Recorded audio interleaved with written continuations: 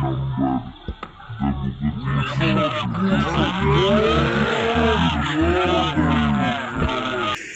Sporting এর খেলোয়াড় শটটি করার জন্য প্রস্তুত। শূন্যে ভাসানো লম্বা শট, কিন্তু না, এসএসএস স্পোর্টিং এর গোলকিপার প্রবীণ মোরওয়াফেজ জিরো বলটিকে তার হাতের নাগালে নিয়ে নেয়। মিডফিল্ডারকে লক্ষ্য করে বল ছুড়ে দেয় বাহাদুর বেসরাকে। সেই বাহাদুর বেসরা বল নিয়ে এগিয়ে যাচ্ছে। এখানে প্রতিহত করার চেষ্টা খেলোয়াড়কে, সঙ্গে সঙ্গে ফাউল। এখানে ফাউলটি নিতে যাচ্ছে বাহাদুর বেসরা।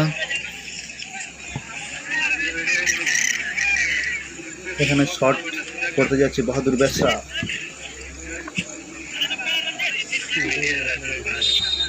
প্রস্তুত। এখানে শট না করে তার সতীর্থ খেলোয়াড় 3 নাম্বার দেবুকে দিয়ে দিয়েছে। দেবু কিন্তু সজের সাপাটে এখানে কিন্তু লম্বা হুইসেল, রেফারি গোল। ইতিমধ্যেই এসএসএস স্পোর্টিং 1-0 গোলে এগিয়ে গেল এবং অভি স্পোর্টিং কটমদে ঝাড়খণ্ড 1-0 গোলে পিছিয়ে গেল।